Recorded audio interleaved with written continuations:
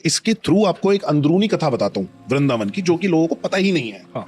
मतलब मात्र मैं कहता हूँ अगर 100% लोग वृंदावन जाते हैं, बरसाना जाते हैं, मुश्किल से 5% लोगों को पता होगी ये कथा। इस कथा का नाम है मोरकुटी लीला। ठीक है, तो भाई बरसाना में एक जगह घेवर वन करके, जहां पे राधा रानी श्रृंगार किया करती थी और ठाकुर जी उनका श्रृंगार किया करते थे और उनकी सखियां श्रृंगार किया करती थी। तो एक दिन राधा रानी के मन में आया, आज मेरा श्रृंगार सिर्फ और सिर्फ ठाकुर जी करेंगे। अब ठाकुर जी शाम को आए। अब ठाकुर जी कौन है? ठाकुर जी तो ठाकुर जी हैं, सब जानते हैं। आते ही बोलते हैं, राधा आज मेरा मन कर रहा है कि मैं तुम्हारा श्रृंगार करूं। राधा रानी शर्मा जाती हैं।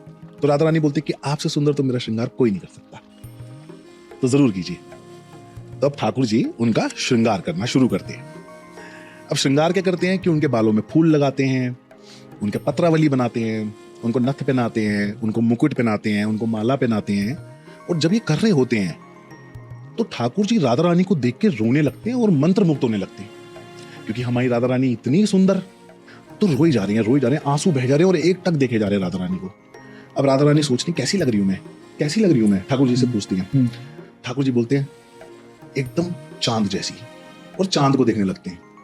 राधा रानी बोलती है अच्छा चांद पे तो दाग है भाई साहब, और वहां से रूठ के चली जाती है। और ये भाई साहब वहीं पे अभी तक मंत्र मुक्त है। इतने में वापस आते हैं, देखते राधा रानी तो है नहीं, तो ढूंढने लगते हैं। तो वहां पे उनको रास्ते में मिल जाती है ललिता जू सखी। तो ललिता जू सखी से पूछते हैं कि सखी क्या तुमने राधा को देखा? तो बोलती है हाँ जी देखा, वो मोरकुटी पे गई हैं। वो इस समय मोरकुटी जाती हैं और मोरों को दाना डालती हैं, और मोर बहुत खुश हो के पंख फैला फैला के दिखाते हैं, नृत्य करके दिखाते हैं। राधा रानी को बहुत प्रसन्नता होती है उससे। ठाकुर जी बोलते हैं मोर देखना पसंद है, अच्छा। और भागते हुए गए वहां पे, भागते हुए जाके देखा कि राधा रानी बैठी हुई हैं और मोर जो है वो पंख फैला फैला के उनको प्रसन्न करने की कोशिश कर रहे हैं। और राधा रानी पर सैड है, रूठी हुई हैं। अब ठाकुर जी देख रहे हैं कि ये सैड बैठी है, रूठी हुई है।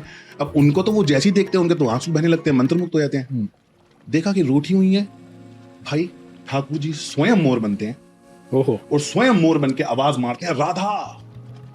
और राधा रानी जैसे ही पीछे मुड़ के देखती हैं, वो देखती है इतना सुंदर मोर ऐसे पंख फैला के नाच रहा है, नृत्य कर रहा है।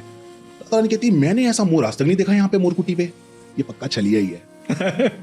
तो राधा रानी मंत्र मुक्त होती हैं, फिर उनका आंसू निकलता है और वो फट से राधा रानी फिर मोरनी बनती हैं। क्या बात है। और ठाकुर जी के साथ जाके वो नृत्य करते हैं दोनों मोर बन के। क्या बात है।